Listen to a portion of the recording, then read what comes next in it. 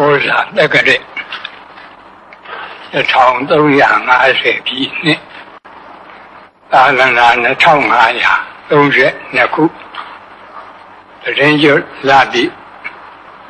အဘိဓမ္မာအခါတော်နေ့၌ဟောကြားအပ်သော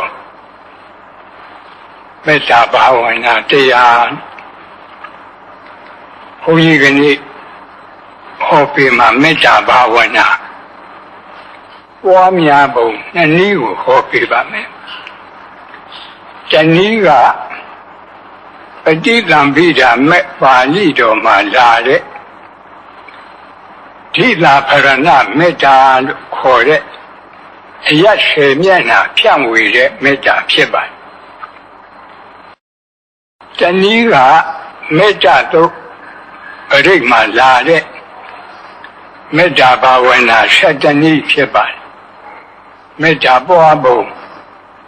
နှစ်နည်းကိုဟောပေးပါမယ်။ဘာဖြစ်လို့မေတ္တာဘာဝနာပွားပုံကိုဟောပေးရလို့ခဏကြည့်မယ်ဆိုလို့ရှိရင်သတ္တဝါတွေမှာယာဂမီဒေါသမီမောဟမီ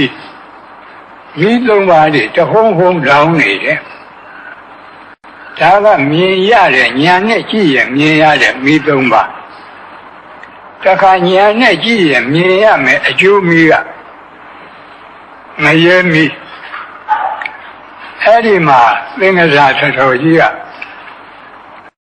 မီသုံးပါးနဲ့အကြောင်းပြုပြီးတော့ဟောထားတာရှိတယ်လောဘကိနေသူနိတာယဒေါသကိနေဝိဝတ္တရေဒေါသကိနေသူနိတာယမောဟကိနေဝိဝတ္တရေမောဟကိနေသူနိတာယနရကကိဝိဝတ္တရေနရကကိဝိဝတ္တန္တာနရသူဒုက္ခရေသင်္ဃရာထတော်ဘုရားကြီးကာထာရေးဖွဲ့ပြီးတော့ထားပါဒါလည်းပဲဣတိဟောပါဠိတော်ကလာတဲ့အဂိလောက်ကိုမှီပြီးတော့ရေးခြင်းဖြစ်ပါလောဘမီးကိုအကြောင်းပြုပြီးတော့ဒေါသမီးတောက်တယ်ဒေါသမီးအကြောင်းပြုပြီးတော့မောဟမီးတောက်တယ်မောဟမီးတောက်တော့ကိုငရဲမီးတွေတောက်ကုန်တယ်ငရဲမီးတောက်ရင်တတ္တဝါတွေဟာ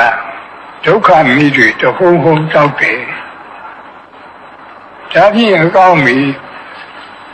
မီးကိုငြိမ်းစေနိုင်တဲ့ရေရှိတယ်လို့အခုပြောတဲ့လောဘမီးဒေါသမီးမောဟမီးငရဲမီးဒီမီးကိုငြိမ်းစေတတ်တဲ့တရားရေကိုမရှိဘူးလားတရားရေကမေတ္တာဘာဝနာသည်အဲ့ဒီမီးတွေကိုငြိမ်းစေတတ်တဲ့ရေစဉ်ရေအေးဖြစ်ပါမေတ္တာဘာဝနာရေစဉ်ရေအေးပွားတဲ့နည်းဟာဘုန်းကြီးတို့ပဋိသင်္ပိဒမေပါဠိတော်မှာလာတဲ့အရ10မျက်နှာတစ်မျက်နှာစဉ်မေတ္တာ4ပါးပွားတဲ့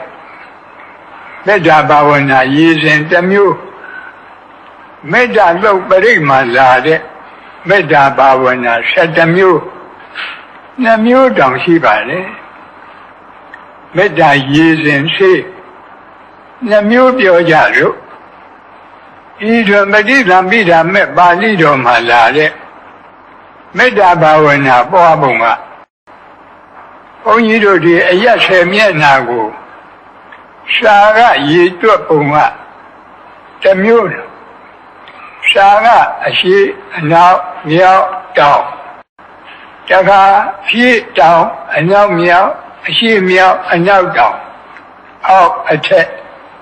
အဲ့ဒီလိုသူနည်းနဲ့သူပေါ့တူယူအရ4မျက်နှာအထောက်အရ4မျက်နှာတလူဆိုပြီးတော့အောက်အထက်အရကျကလူတွေမှတ်ဖို့လွယ်တဲ့နည်းကအရှိအရအရှိတောင်အရတောင်အရအနောက်တောင်အရ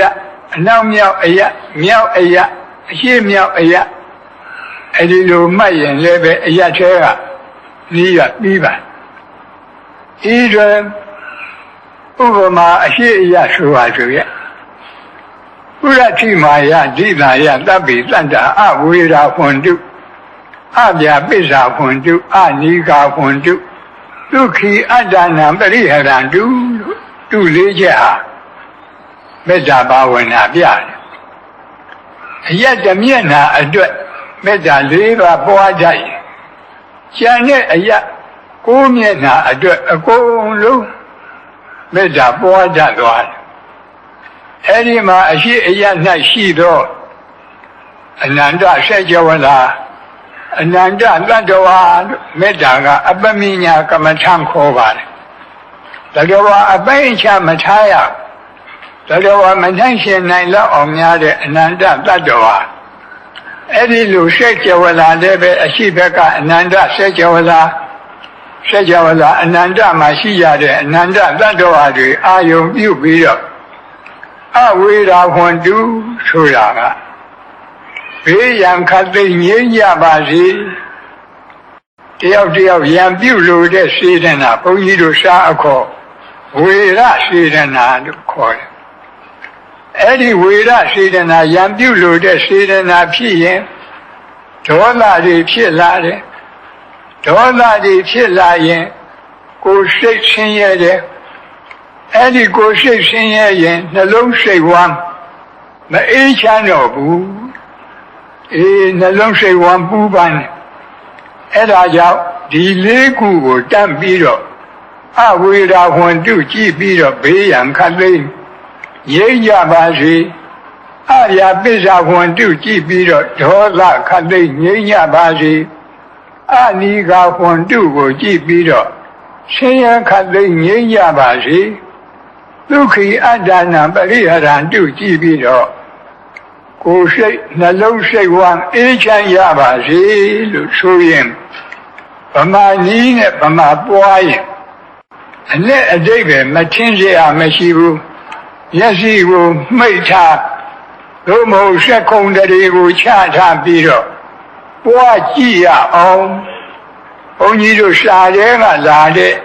အယက်အသွားနဲ့တူယူအယက်၄မျက်နှာအထောက်အယက်၄မျက်နှာအောက်အယက်၄မျက်နှာအထက်အယက်အောက်အယက်အထက်အယက်အားလုံးအယက်10မျက်နှာ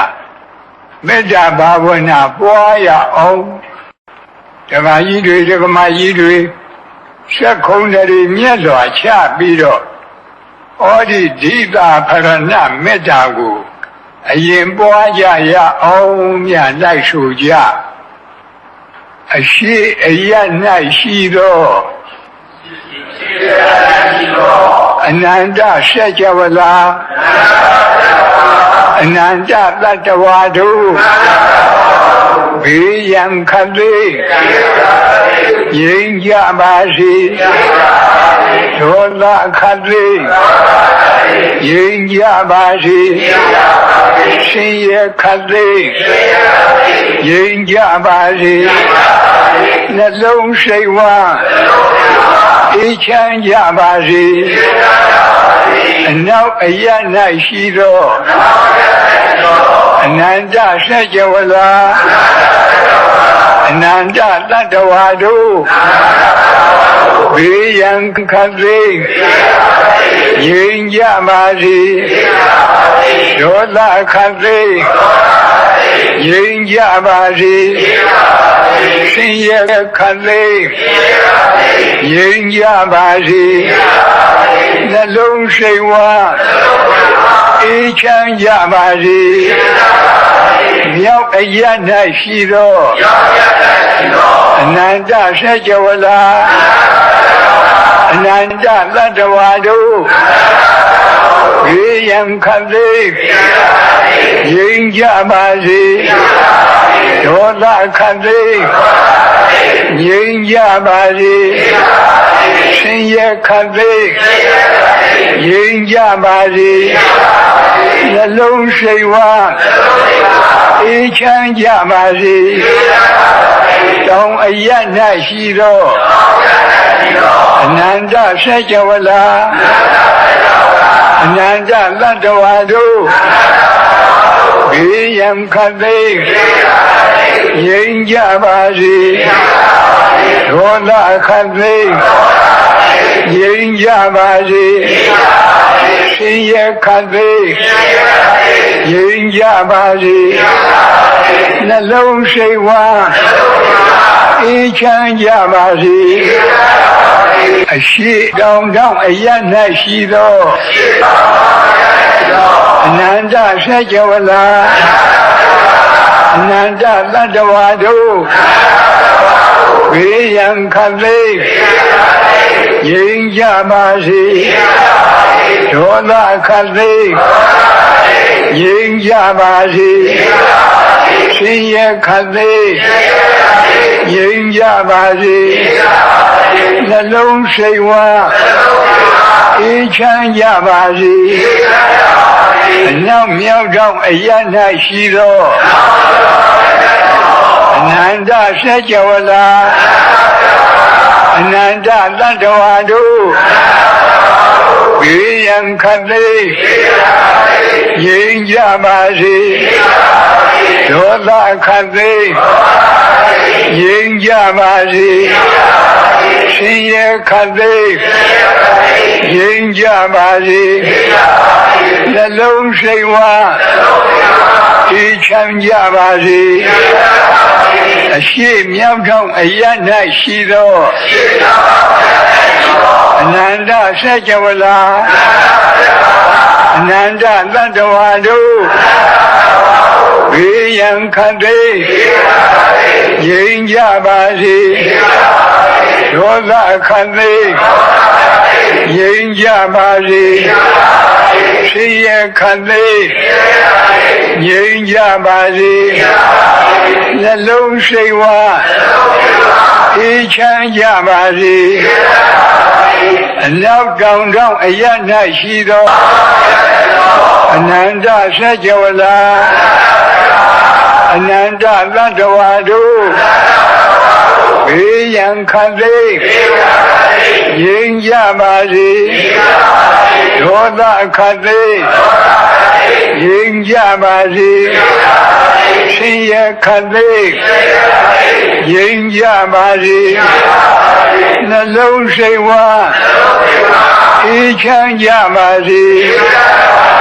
အောက်အရ၌ရှိသောထက်ဝန်းကျင်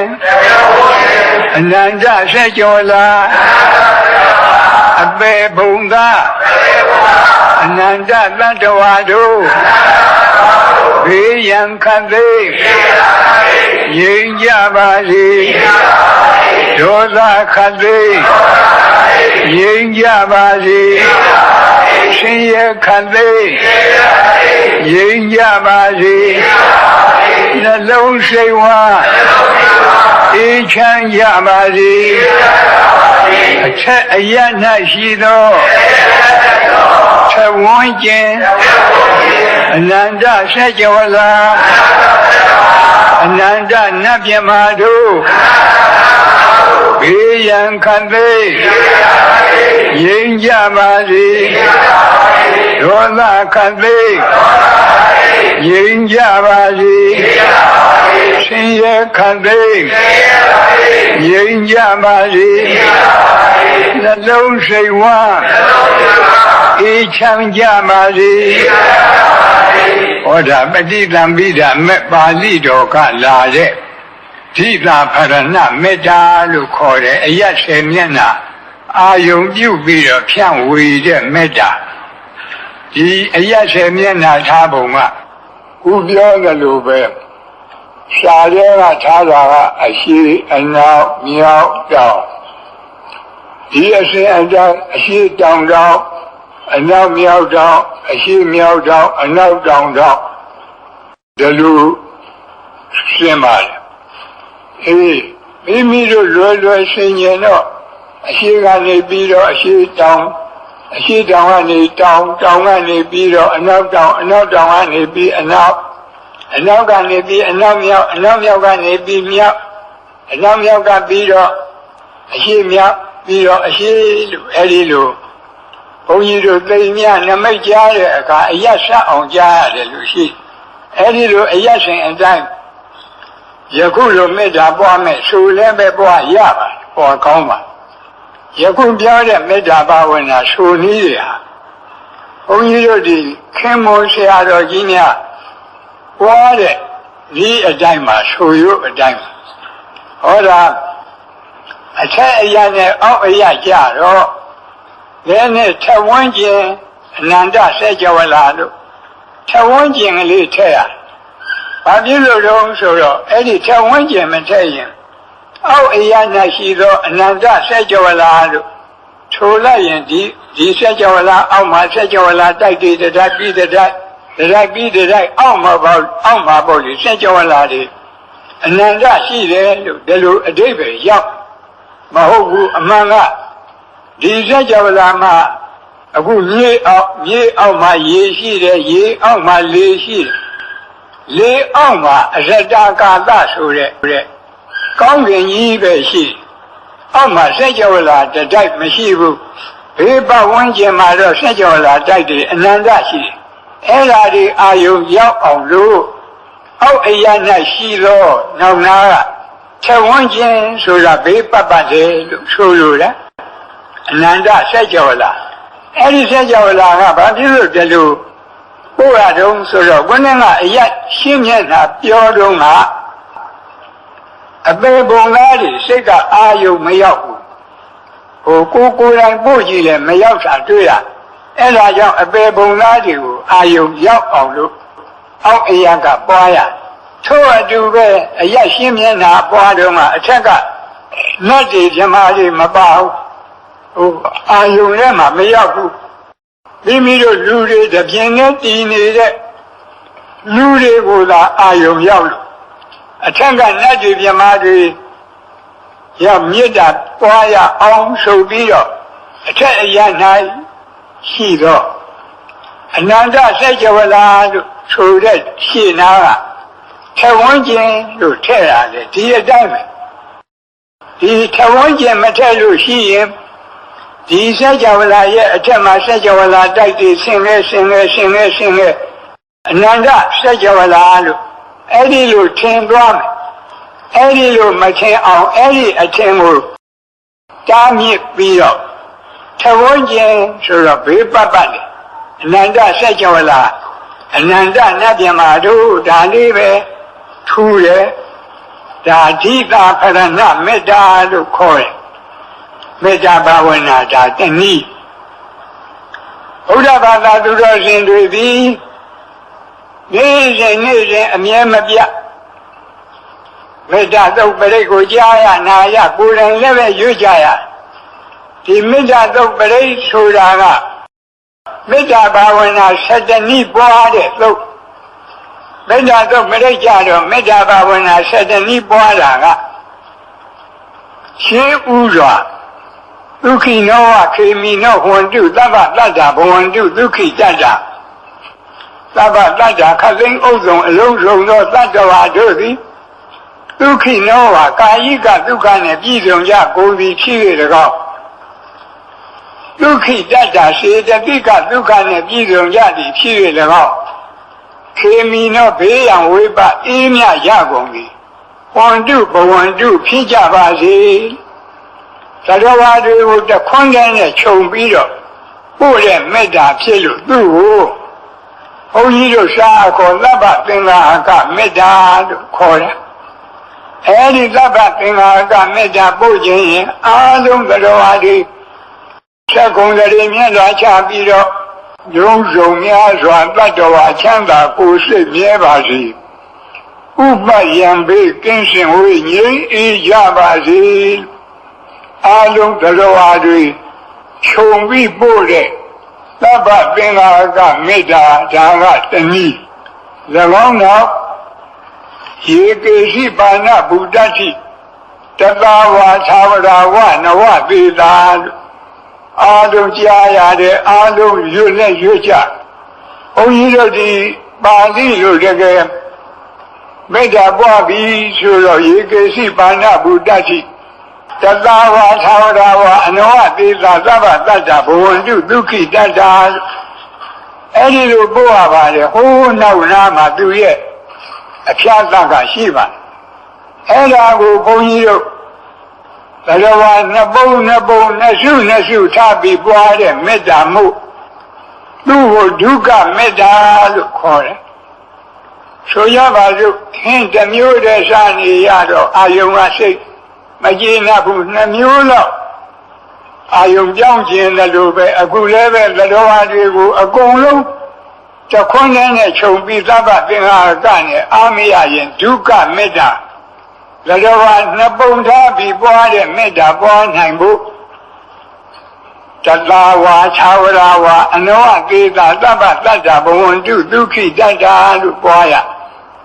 ဗမာလူပြောတော့တတဝါဆိုတာကြောက်တတ်တဲ့တတ္တဝါ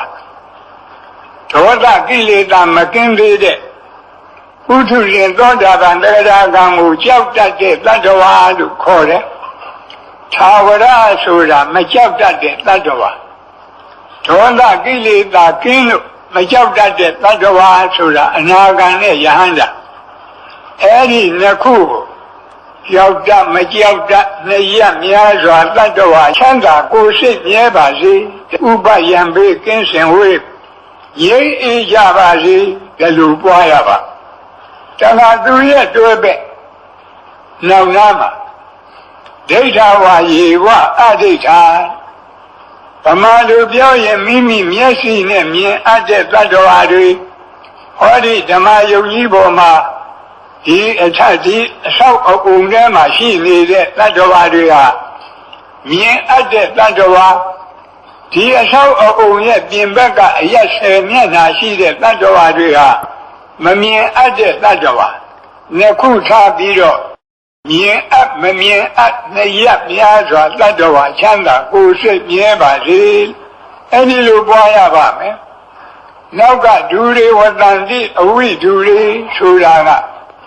အဝေးမှနေတဲ့တတ္တဝါအနီးမှနေတဲ့တတ္တဝါခုနကတတ္တဝါနှမျိုးကိုပြန်လိုက်တာ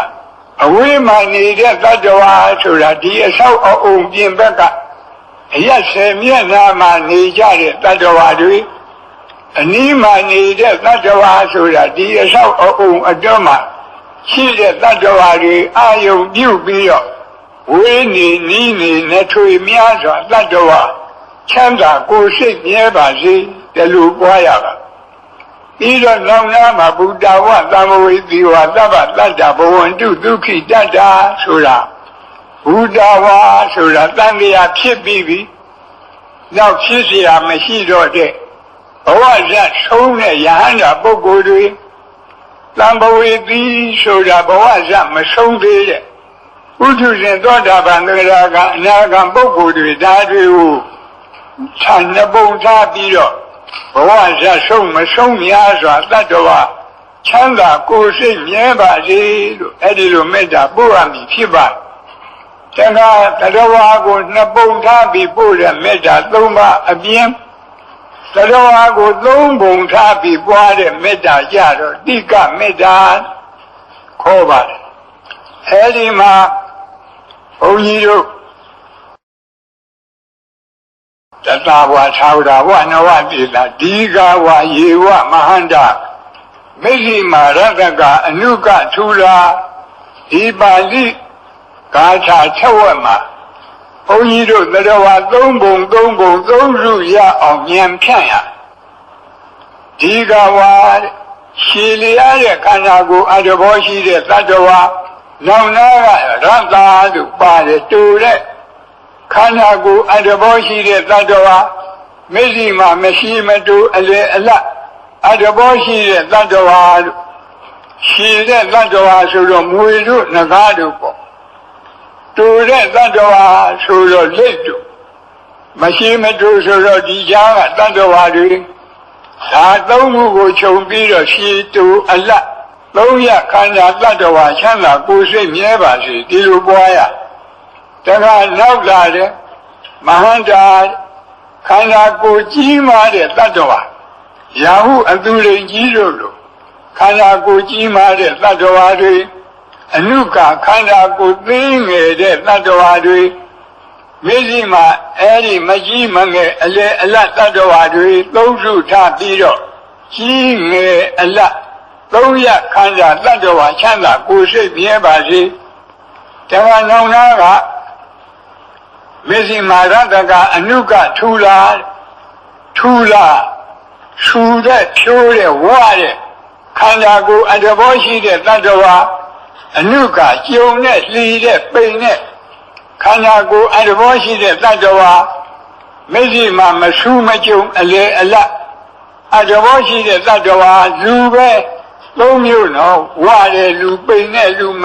မဝမပိန်အလေအလတ်လူဒီလိုသုံးမျိုးအဲဒီမှာဆူကျုံအလတ်သုံးရခန္ဓာတတ္တဝါချမ်းသာကိုယ်စိတ်မြဲပါစေလို့အဲဒီလိုပွားရအခုပြောခဲ့တဲ့မေတ္တာတွေကတစ်ဖက်သားအပေါ်မှာအရှိအပွားချမ်းသာရကြောင်းအရှိအပွားကိုရယူလိုတဲ့မေတ္တာပါဠိလိုဟိတာဓိကမဒိဗ္ဗာယမေတ္တာလို့ခေါ်တယ်အရှိအပွားချမ်းသာရကြောင်းကိုရယူလိုတာမေတ္တာမြည်သလိုတစ်ဖက်သားအပေါ်မှာအရှိအပွားမဲ့လို့ခေါ်တဲ့ဆင်းရဲဒုက္ခရောက်ကြောင်းမလိုတာကိုလည်းပဲအဟိတာပဉ္စနာဒိဗ္ဗာယမေတ္တာလို့ခေါ်တယ်အဲ့ဒီမေတ္တာပွားနိုင်အောင်လို့နာပရောပရဏိကုပ္ပေထနာတိမင်ယေထကတ္တရှိနံကံရှိဗျာရောဒနာပတိကသိညဇိညမင်ညတဒုက္ခမိတ်စေယသရောအတူဆင်းရဲဒုက္ခရောက်တာဘာကြောင့်လဲတယောက်ကတယောက်လိမ့်လီလှိပြနေလို့အလိမ့်မပေါ်ခင်ဆက်ဆံရေးအစဉ်ပြေတော်လည်းပဲအလိမ့်ပေါ်လာရင်ခက်ရန်ဒေါသဖြစ်ပြီးဆင်းရဲဒုက္ခရောက်ဒါကြောင့်လူအချင်းချင်းလက်ပတ်ချင်းဟာဆင်းရဲဒုက္ခရောက်ကြောင်းတရားဒီတရားကင်းရပါစေလူအချင်းချင်းလက်ပတ်ချင်းကင်းရှင်းကြပါစေဒီလိုပွားရတခါနာတိမင်ကြီးထကတ္တရှိနံကံရှိဒုတိယသတ္တဝါတွေဆင်းရဲဒုက္ခရောက်ကြောင်းပြောစမ်းမှာတယောက်ကတယောက်ကိုအထင်သေးခြင်းအထင်သေးတာမသိခင်တော့ဆက်ဆံရေးအစဉ်ပြေ၏အထင်သေးတာသိရင်ခက်ရန်ဒေါသဖြစ်ပြီးဆင်းရဲဒုက္ခရောက်ဒါကြောင့်အချင်းချင်းအထင်သေးခြင်းလည်းပဲဆင်းရဲဒုက္ခရောက်ကြောင်းအရှိအပွားမဲ့တရားဖြစ်လို့အဲ့ဒီတရားကင်းပါစေအထင်သေးခြင်းအချင်းချင်းကင်းရှင်းကြပါစေဒီလိုမေတ္တာပွားရဗျာရောဒနာပတိကသိညနိညမင်ညတဒုက္ခမိတ်စေယတတိယဒုက္ခရောက်ကြောင်းတရားကတယောက်ကတယောက်ဆင်းရဲတာကိုအလိုရှိတတိယတို့မလိုပါဘူးကိုတော့ဒီလိုမဟုတ်ပါဘူးမိမိတို့ကဗုဒ္ဓရဲ့သားတော်သမီးတော်မူလို့ဒီစိတ်တွေမရှိတာတော့ကဘာကြီးတစ်ခုလုံးကြည့်ရင်ဘုရားဘာသာကလွဲရင်ရသောအဖြစ်တစ်ဖက်သားဆင်းရဲတာကိုပဲအလိုရှိတယ်ကိုယ်သာချမ်းသာဒါကြောင့်အချင်းချင်းဆင်းရဲလိုခြင်းလည်းပဲဒုက္ခရောက်ကြောင်းတရားဖြစ်လို့ဆင်းရဲလိုခြင်းအချင်းချင်းကင်းရှင်းကြပါစေအဲ့ဒီလိုမေတ္တာပွားတာကိုအရှိအပွားမဲ့ပယ်ရှားလိုတဲ့မေတ္တာသုံးပါလို့ခေါ်တယ်ယခုမေတ္တာဘာဝနာတနည်းကိုနှခေါက်လက်တွေ့ပွားကြည့်ရအောင်ရသက္ကုံတရီမြတ်စွာဘုရားအားလုံးလိုက်ဆိုကြရဗျာလုံးစုံများစွာသတ္တဝါချမ်းသာကိုယ်စိတ်မြဲပါစေဥပယံဘေကင်းစင်ဝေးရိပ်အေးကြပါစေလုံးစုံများစွာသတ္တဝါချမ်းသာကိုယ်စိတ်မြဲပါစေဥပယံဘေကင်းစင်ဝေးရိပ်အေးကြပါစေကြောက်တတ်မကြောက်တတ်ရများစွာသတ္တဝါ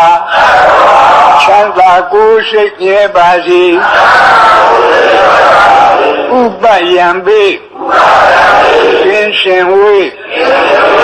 ရင်းဤကြပါစေကြောက်တမကြောက်တနှစ်ရက်များစွာတတ္တဝါချမ်းသာကိုယ်စိတ်မြဲပါစေဥပယံပိကင်းရှင်ဝေးရင်းဤကြပါစေမြင်အပ်မမြင်အပ်နှစ်ရက်များစွာတတ္တဝါချမ်းသာကိုယ်စိတ်မြဲပါစေဥပယံပိကင်းရှင်ဝေးရင်းဤကြပါစေမြင်အပ်မမြင်အပ်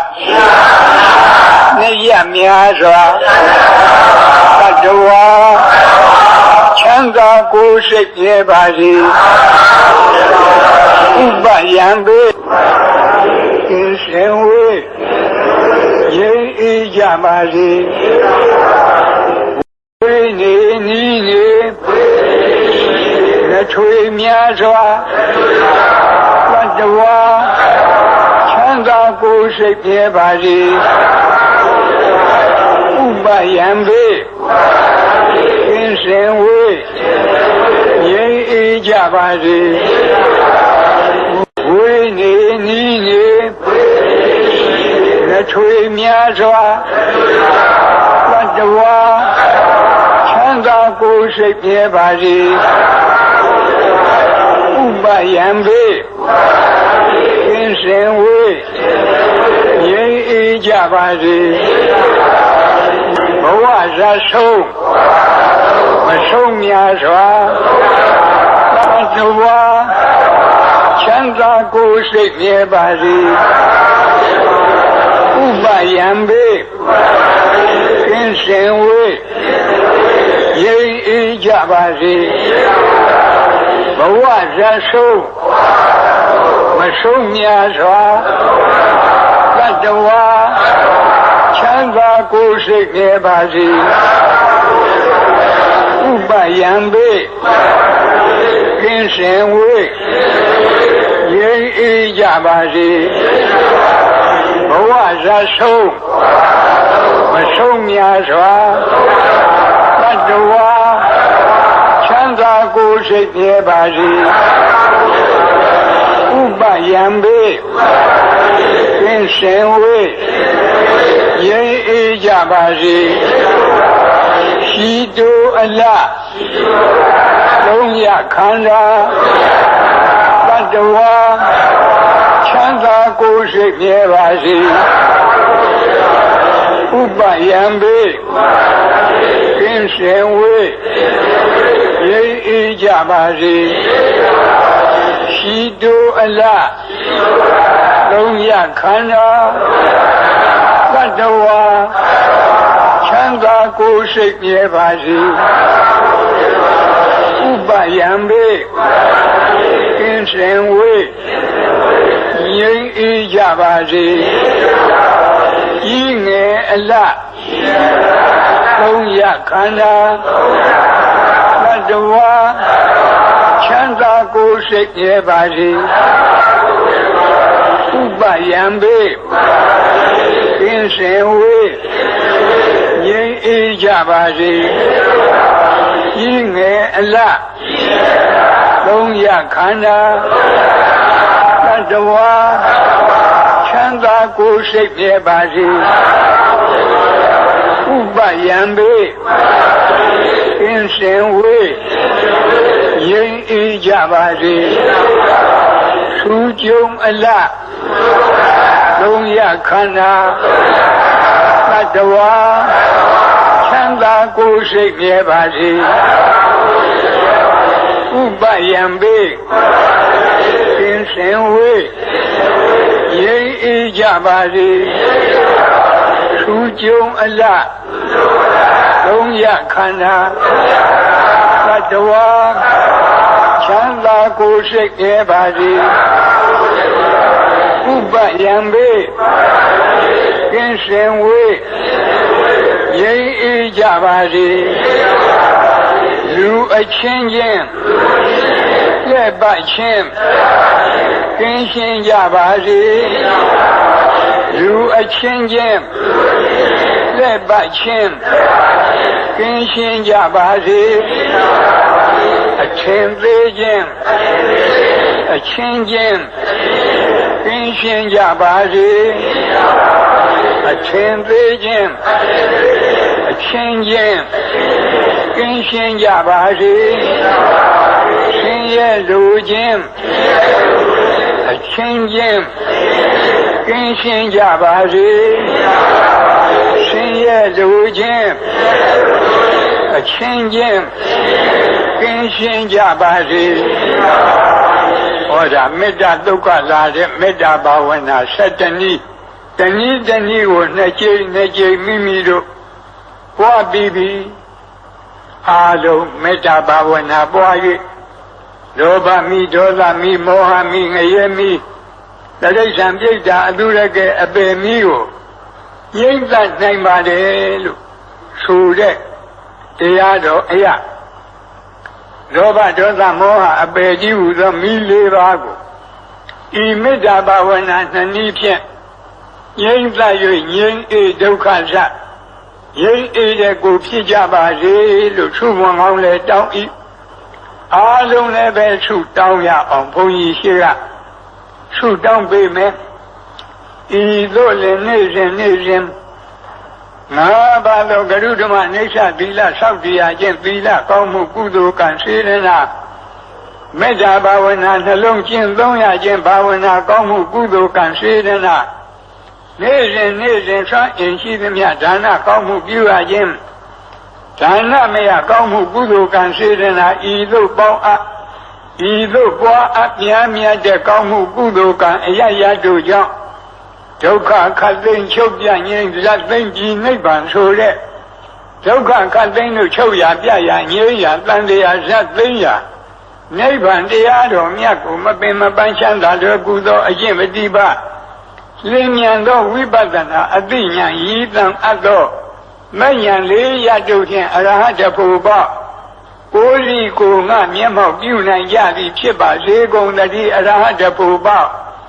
နိဗ္ဗာန်ကိုမျက်မှောက်ပြုရသောထိုနောက်ဆုံးဘဝပရိနိဗ္ဗာန်သုတိဤနောက်ကာလ၌ကာမရူပအရူပတိဟုသောဘဝ3ပါးဘုံ3ပါးတို့တွင်ဘယ်ဘုံဘယ်ဘဝ၌မှယုံနာနှဖြခန္ဓာ5ပါးဒုက္ခသစ္စာဝိမိစာတရားတို့တပံအသစ်မဖြစ်ခြင်းတည်းဟုသောအနုပါဒနိရောဓအနုပါဒပရိနိဗ္ဗာန်ကိုစီစံရပါစေကုန်သတည်းအနုပါဒပရိနိဗ္ဗာန်ကိုစီစံရသဖြင့်ကာမဝကိလေသာဝဝိပါကဝတိဟုသောဝဒုက္ခခတ်သိမ်းသံဃာမိကြောင့်မိစယံကြီးအပြည့်တိုင်ငြိမ်ကြပါစေကုန်သတည်း